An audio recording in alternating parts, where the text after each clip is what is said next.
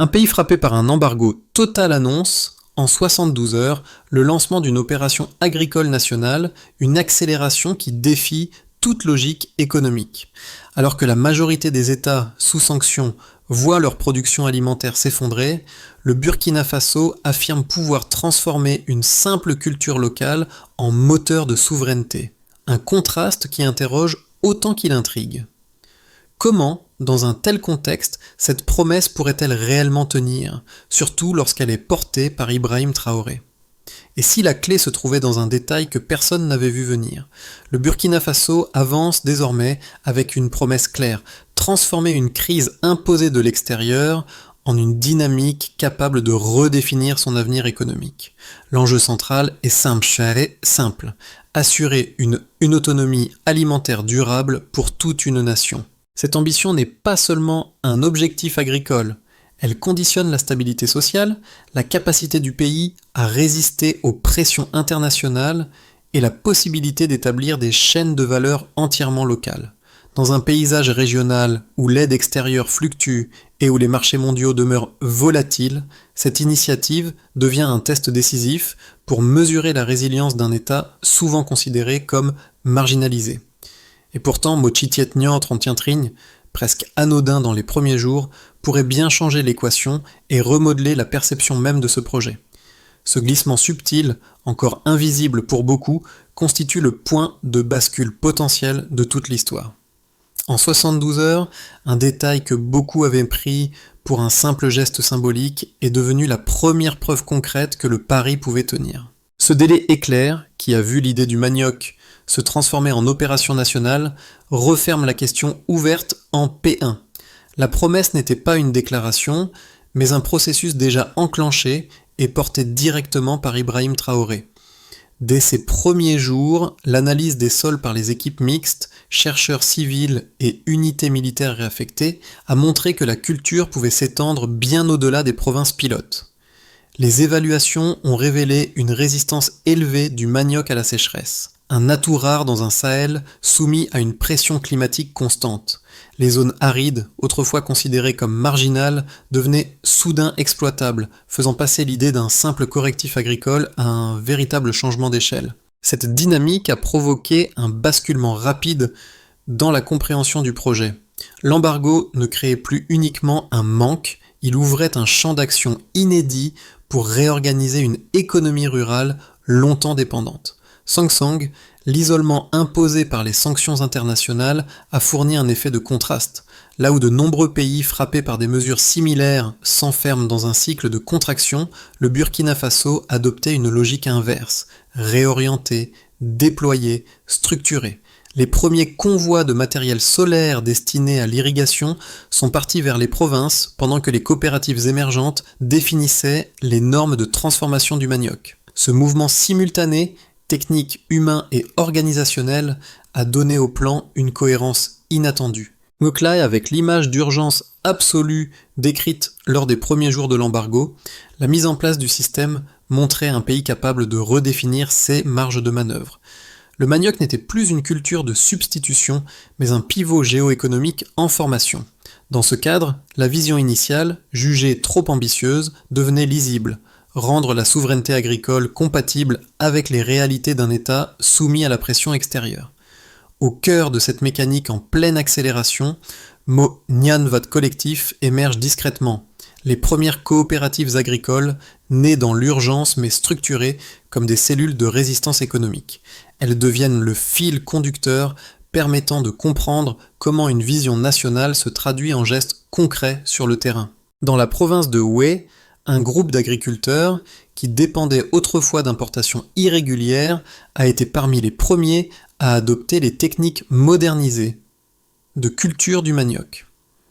Aidés par des unités militaires réaffectées à l'appui logistique, ils ont appris à utiliser des systèmes d'irrigation solaire simples mais robustes. En quelques semaines, leurs parcelles, autrefois sous-exploitées, ont montré une productivité stable malgré la sécheresse persistante. Ce micro-case a rapidement circulé dans les autres provinces, renforçant l'idée qu'un modèle reproductible existait réellement. Dans le cas d'Yogo, un second groupe, composé majoritairement de jeunes revenus du marché urbain saturé, s'est organisé autour d'un atelier de transformation locale. La farine issue de leur propre récolte a alimenté les premiers circuits d'exportation. Ce résultat immédiat, né sans promesse financière extérieure, a donné un signal clair. Les coopératives pouvaient devenir des composantes économiques à part entière et non des structures d'appoint. Ce rôle de guide, ni héroïsé ni masqué, s'est ainsi imposé comme le véritable indicateur de faisabilité du projet. En d'autres termes, cela signifie que les coopératives prouvent que la vision peut tenir. Tout commence au moment où l'embargo frappe. Les circuits s'effondrent, les importations cessent, le pays vacille. Ibrahim Traoré réunit son état-major civil et agricole, les diagnostics convergent. Les réserves déclinent trop vite, les chaînes d'approvisionnement extérieures sont bloquées, les aides tardent. L'option classique, négocier, attendre, contourner, ne produit plus rien. Le temps presse, alors le déclencheur survient. Une décision nette, tranchée, sans escalade oratoire. Transformez la crise. Accélérez. Appuyez-vous sur une culture qui ne dépend de personne. Le manioc devient un pivot officiel. Ce n'est plus une hypothèse. C'est un ordre d'opération. Les premières directives partent vers les provinces, identifier les sols, réallouer les forces, sécuriser les zones rurales instables, mobiliser les coopératives existantes. Le changement d'échelle commence dans le fracas du vide laissé par l'embargo. Dans les centres techniques locaux, les agents redéfinissent les priorités. Les intrants importés sont abandonnés. Les outils solaires sont réaffectés. Les stratégies d'irrigation minimisent chaque litre utilisé. Une mécanique nouvelle s'amorce. Le moment d'intensité maximale survient lorsque les équipes militaires converties opèrent comme des unités agricoles rapides. Elles sont dans les terres, analysent l'humidité, cartographient les zones arides. Les chercheurs confirment la robustesse du manioc. Résilience élevée, faible dépendance aux semences externes, adaptation immédiate. En quelques semaines, des milliers d'hectares basculent. Les coopératives se fédèrent. Les jeunes reviennent vers les terres. La transition devient visible, massive, presque trop rapide pour être absorbée. Les premières récoltes pilotes sortant du sol sous la chaleur du Sahel. Les ateliers de transformation s'installent. La farine circule. L'éthanol apparaît dans les comptes prévisionnels. Les résultats initiaux dépassent les attentes. Les parcelles testées affichent une productivité stable malgré la pénurie et le climat. La scène s'élargit. L'exportation reprend. Des convois traversent les frontières vers le Bénin. Les revenus réapparaissent dans les zones rurales. Le pays, censé s'enfoncer, amorce une montée. À ce moment précis, le projet change de statut. Ce n'est plus une réponse de survie. C'est une reconfiguration économique assumée. Ibrahim Traoré suit l'évolution de près. Il valide les accélérations. Il repère les blocages. Il pousse pour que les coopératives structurent leur réseau afin d'éviter une dépendance trop forte aux infrastructures militaires temporaires. Dans les marchés locaux, le manioc transformé se multiplie. Dans les villages, les familles qui subissaient les ruptures d'importation retrouvent une source régulière d'aliments et de revenus. Le centre et la périphérie se rééquilibrent. Les répercussions apparaissent ensuite lorsque les premiers succès attirent l'attention internationale. Les observateurs s'interrogent: comment un pays sous sanction peut-il inverser la courbe aussi vite? Les rapports notent la multiplication des hectares cultivés, la montée des coopératives, l'adoption massive des techniques solaires et du compostage biologique. Les signaux s'amplifient, dans les zones rurales, la transformation sociale commence. Le travail agricole, longtemps perçu comme une stratégie de dernier recours, retrouve du statut. Les femmes occupent des positions centrales au sein des coopératives. Les jeunes abandonnent les files d'attente pour l'aide alimentaire et investissent dans la transformation. Un écosystème économique émerge. Il croît, il s'ancre, mais chaque avancée génère une nouvelle tension. Les pressions extérieures se renforcent. Les inquiétudes sur la dépendance à une seule culture montent. Les critiques questionnent la viabilité à long terme. Pourtant, sur le terrain, l'élan continue. Les coopératives s'étendent, les infrastructures se stabilisent. Le pays apprend à fonctionner avec moins d'importations et davantage de ressources locales. La séquence crise, réaction, basculement, laisse place à une réalité tenace. L'autonomie n'est plus un slogan, mais une structure naissante. Et c'est précisément cette structure, encore fragile mais déjà opérationnelle, qui définit la magnitude réelle des Duchamps. La transition bascule lorsque les premières mesures chiffrées apparaissent. Le Burkina Faso passe de 10 000 hectares de manioc à plus de 150 000. Une multiplication par 15 qui marque clairement le delta entre un système de survie et une stratégie nationale structurée. Ce bond n'est pas un effet d'annonce. Il résulte d'une réallocation massive des terres agricoles rendue possible par l'embargo lui-même. Les zones considérées comme marginales deviennent utilisables car la culture ne requiert ni semences importées ni irrigation lourde. Cette expansion spectaculaire illustre en 10 mots une logique simple. L'absence d'importation crée un espace d'autonomie forcé. Le second chiffre qui ancre la réalité du chantier concerne l'exportation. Près de 300 millions de dollars de farine de manioc ont été générés en 6 mois, un volume inédit pour une culture autrefois locale et dispersée. Ce montant, loin d'être un pic isolé, reflète la capacité des coopératives à transformer un produit brut en valeur ajoutée.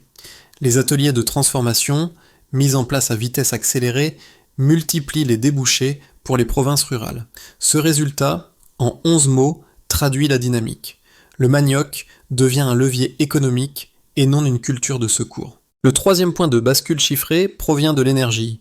120 MW d'énergie renouvelable ont été intégrés au réseau, utilisés principalement pour alimenter les infrastructures agricoles et les unités de transformation. Ce volume, modeste à l'échelle mondiale, redéfinit cependant la dépendance énergétique d'un pays soumis à un embargo. Les installations solaires permettent 121 de maintenir la production même en situation de rupture prolongée.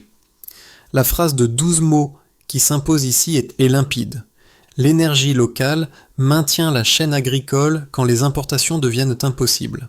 Sous l'impulsion d'Ibrahim Traoré, ces 3 deltas, surface, revenus, énergie, deviennent la colonne vertébrale du plan. Ils ne décrivent pas un miracle, mais une mécanique progressive dont chaque étape s'appuie sur la précédente. La montée en puissance des coopératives s'explique ainsi.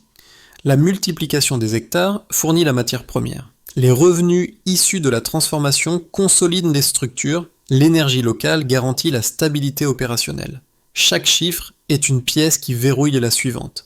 Matka, CAC chiffres sociaux, s'installent en arrière-plan. Plus de 80 000 agriculteurs rejoignant les coopératives, dont 40% sont des femmes. Ces proportions, bien que non utilisées comme métrique principale, structurent l'impact social immédiat. Elles expliquent la rapidité du déploiement.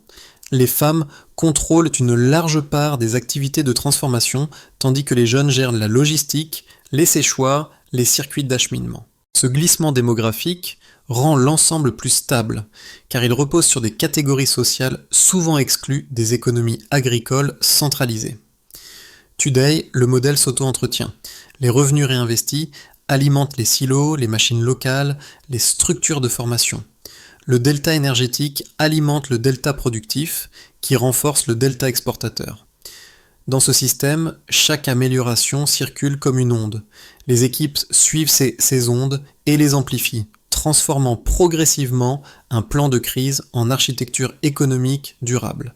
C'est précisément cette logique, chiffre modeste mais cohérent, résultat rapide mais explicable, qui permet au plan de tenir malgré l'embargo et les pressions extérieures. Les critiques formulées contre le plan de souveraineté alimentaire s'articulent autour de 2 thèses majeures. La première soutient que concentrer l'économie agricole sur une seule culture, le manioc, expose le Burkina Faso à une vulnérabilité systémique.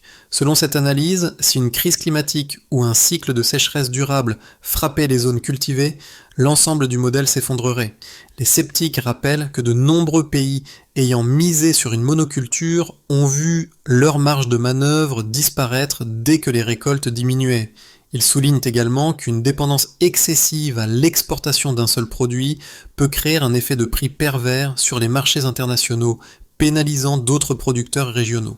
La seconde thèse met l'accent sur l'implication directe de l'armée dans la mise en œuvre du projet.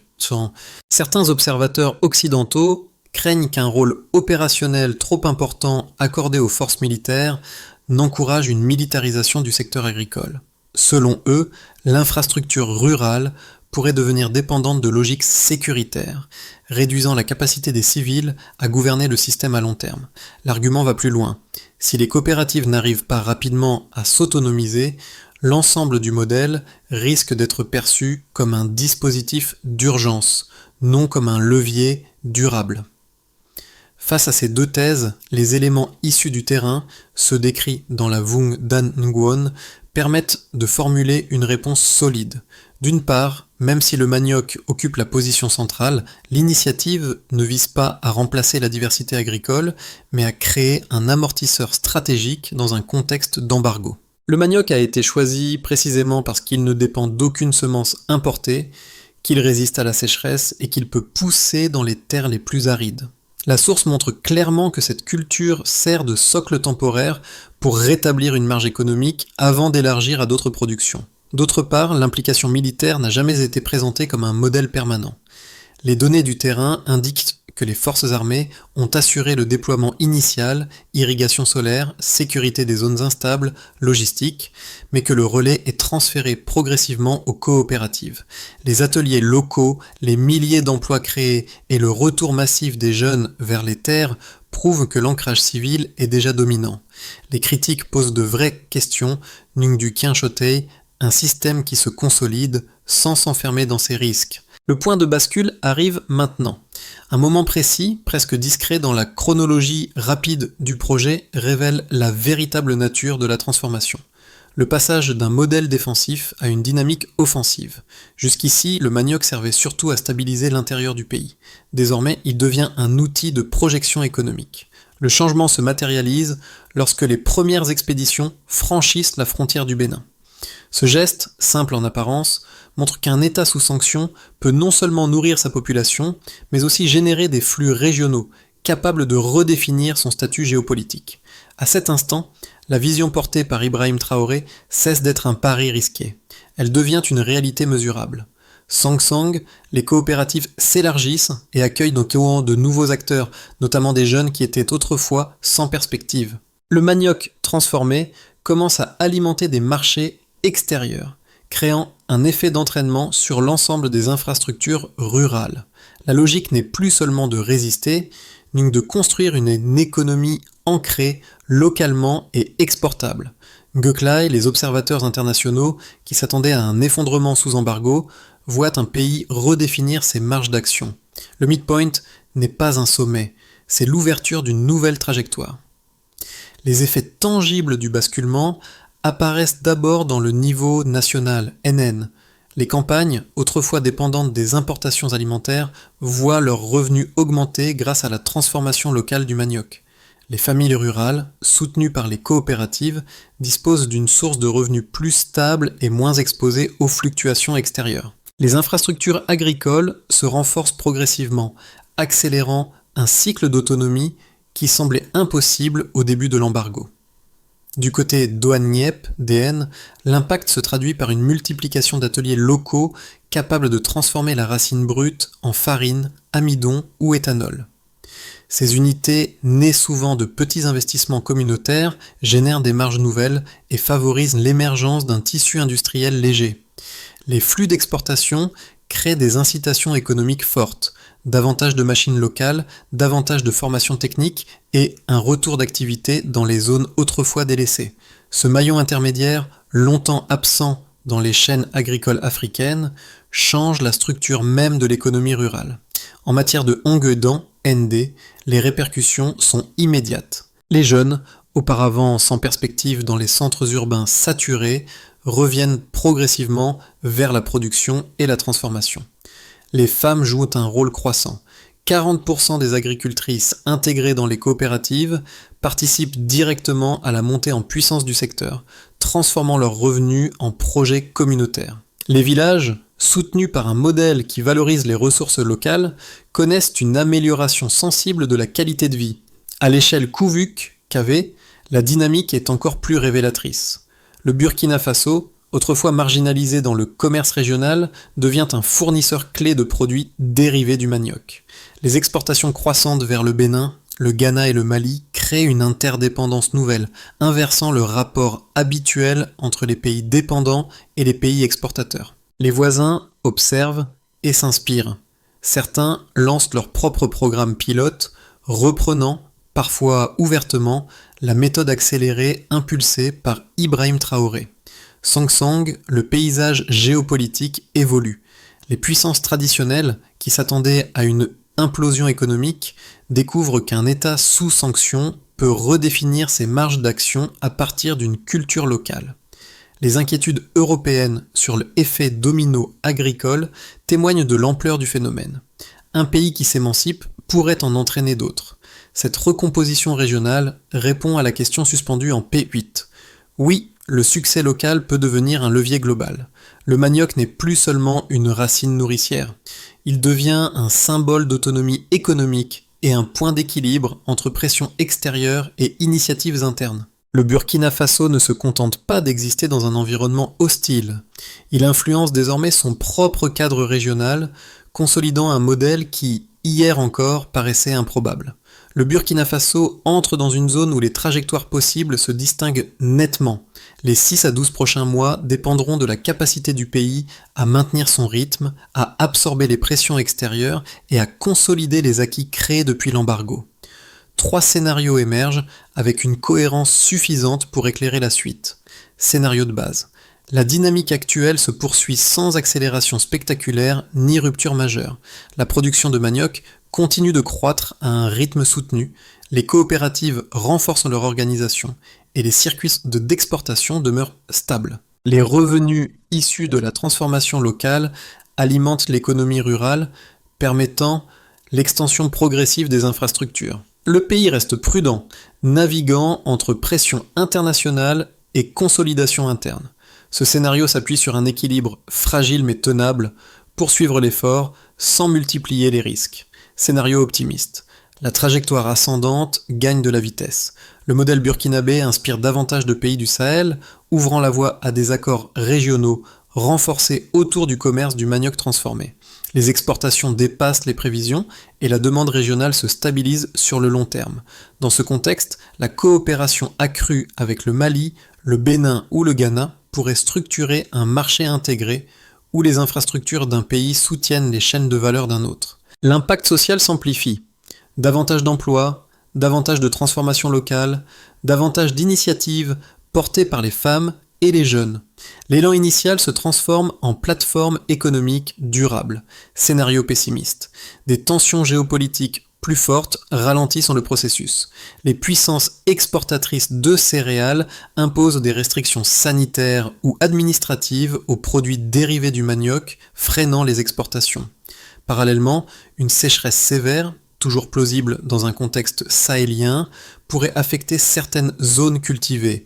La dépendance temporaire à une seule culture deviendrait alors une contrainte, mettant sous pression les coopératives et les circuits locaux de transformation. Le modèle reste viable, nous fait tu ce qu'est plomb, cherchant des marges de manœuvre dans un contexte instable. Face à ces 3 trajectoires, Mokwinni Tudui s'impose, ne pas confondre autonomie et isolement. L'autonomie agricole montre sa force lorsqu'elle repose sur des liens régionaux solides, des coopératives structurées et une diversification progressive. Le Burkina Faso doit poursuivre son mouvement sans céder à l'euphorie ni aux anticipations catastrophistes. Le prochain semestre n'est pas une conclusion, c'est une transition critique où chaque choix comptera. Chaque spectateur, qu'il vive au cœur d'une capitale ou dans une zone rurale, peut reconnaître dans cette trajectoire un ensemble d'effets qui dépassent largement le cadre du Burkina Faso. L'histoire montre d'abord comment un pays isolé peut réorganiser son économie autour de ressources locales, créant un précédent pour toutes les communautés confrontées à la volatilité mondiale. Cet angle révèle une vérité simple. Face aux ruptures, la réinvention devient parfois la seule stratégie viable. Un deuxième angle touche directement ceux qui s'interrogent sur la capacité des sociétés à créer de la valeur en dehors des circuits dominants. L'exemple burkinabé illustre la puissance des réseaux communautaires, où des coopératives structurées transforment des gestes agricoles ordinaires en leviers économiques. Ce mécanisme, né dans un contexte hostile, offre une piste de réflexion pour toutes les économies locales cherchant à réduire leur exposition aux chocs extérieurs.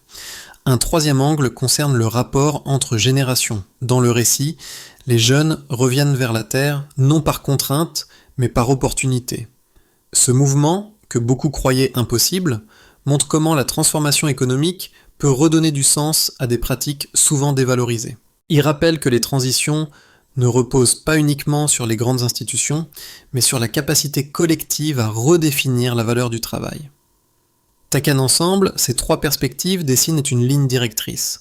La résilience n'est pas un concept abstrait, mais un ensemble de décisions concrètes, prises au quotidien, qui réorganisent un tissu social entier.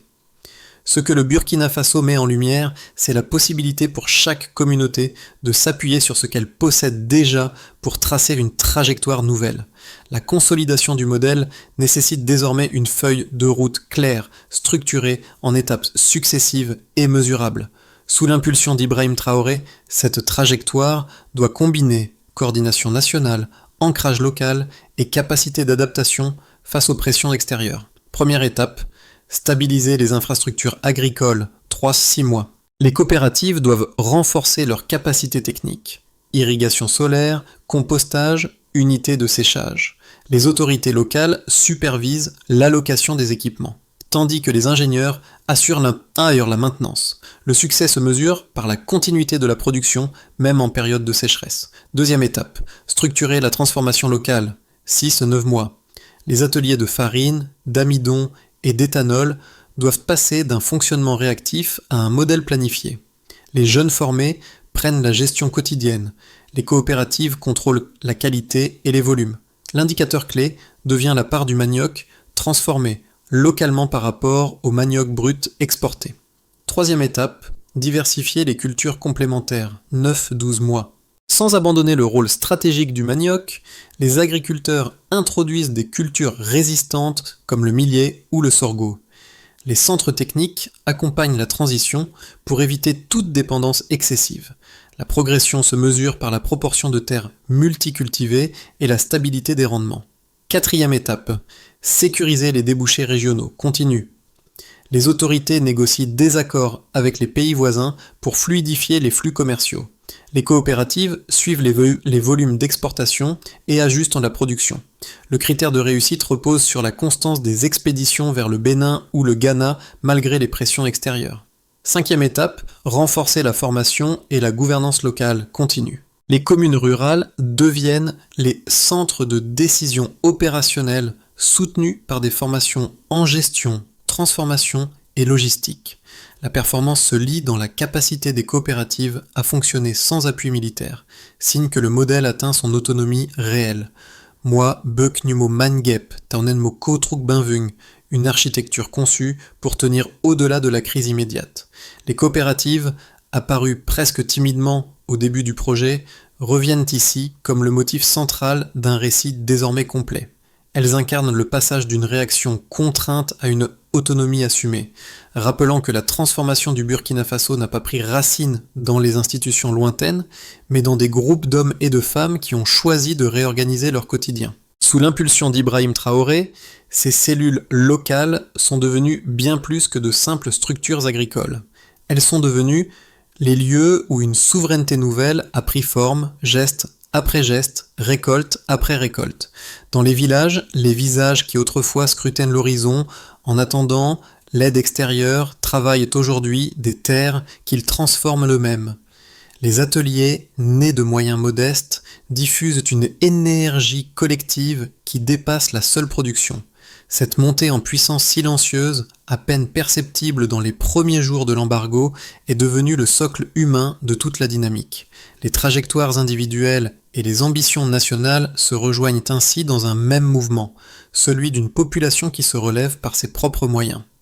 Une phrase clé résume cette idée. La souveraineté naît toujours du terrain. L'histoire du Burkina Faso ne se clôt pas avec la réussite du manioc. Elle s'ouvre plutôt comme un symbole discret de ce que des communautés peuvent accomplir lorsqu'elles décident de s'appuyer sur leurs propres forces. Dans les coopératives, dans les ateliers de transformation, dans les champs battus par la chaleur du Sahel, une idée simple circule. La souveraineté n'est pas un slogan politique, mais une pratique quotidienne façonnée par ceux qui la vivent. Ce récit invite chacun à réfléchir à la manière dont les ressources locales, souvent négligées, peuvent devenir des leviers puissants lorsqu'elles sont partagées, adaptées et transmises. Il ne s'agit pas de reproduire un modèle identique ailleurs, mais de comprendre qu'une transformation durable peut émerger de structures modestes lorsqu'elles sont portées par une volonté collective. Si cette trajectoire vous inspire, alors elle vous appartient déjà un peu. Partagez-la, discutez-la, questionnez-la et contribuez à faire circuler ces idées qui, d'un village sahélien à une communauté lointaine, rappellent qu'un autre chemin est toujours possible. Une question demeure. Quelles ressources autour de vous pourraient devenir un point de départ ?